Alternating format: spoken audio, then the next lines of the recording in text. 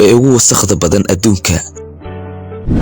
Lambar 5 Accra, Ghana. dhibaatooyinka wadnaha iyo neefta aad ayay ugu badan tahay Accra. sidoo kale qiiqa baabuurta, qashin qubka, hababka qaldan ee cunto karinta dhammaan waxay keenaan wasakhowga hawada aan la qiyaasi karin. sidoo kale boorka saxaraha xilliyada qaleylka waxa uu kordhiyaa wasakhowga. Accra waxay ku biirtay bilowga magaalooyinka wajahaya caafimaad darrada ee dhaqdhaqaaqa nolosha nafsiga ah. inkasta oo dadka magaaladan ay sameeyeen horumar ballaaran, laakiin hawadoodu weli waa ay wasakhaysan tahay.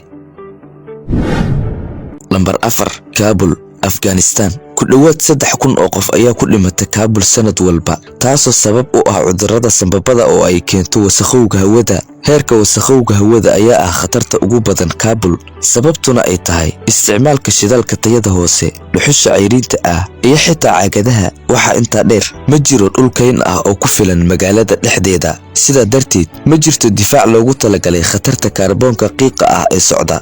intaa waxaa dheer, isticmaalka khaldan ee biyaha dhulka hoostiisa ah, la'aanta kaabayaasha dhaqaalaha. sidoo kale 80% biyaha la cabo ayaa hadda wasakhoobay, taasoo ay ka dhalan karto cunto kusumowga iyo cudurro kale.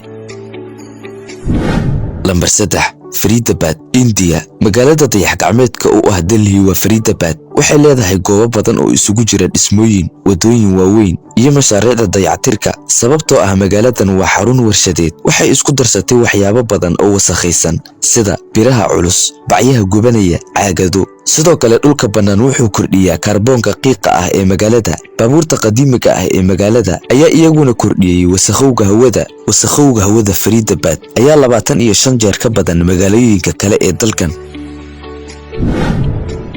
Lambar 2 Titoufu. magaalada ugu wasakhda badan Yurub waa Titoufu, waqooyiga Macedonia. magaaladu waxay leedahay wasakhowga warshadaha dhuxusha. in ka badan 38 dhimashada Titoufu waxaa sabab u ah wasakhowga hawada, warshadaha gaaska, iyo baabuurta la dayacay. sidoo kale iyaguna waa ilaha wasakhowga deegaankan. qadarka buuraha bannaan ee cagaaran ayaa hoos u dhacay, sababtuna ay tahay jarista geedaha ee sharci darrada ah. webiyada Titoufu waxay leeyihiin biyo aad u yar, sababtoo ah waxaa ku batay qashinka warshadaha. Lambar 1 Kathmandu, Nepal.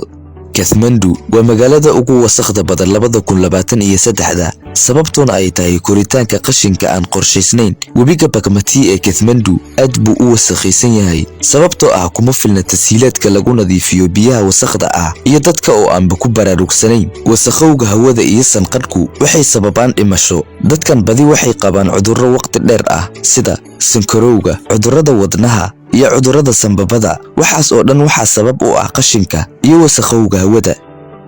waad ku mahadsantahay daawashadaada. fadlan muuqaalka sulka saar si uu dad badan u gaaro, kuna soo biir boggan.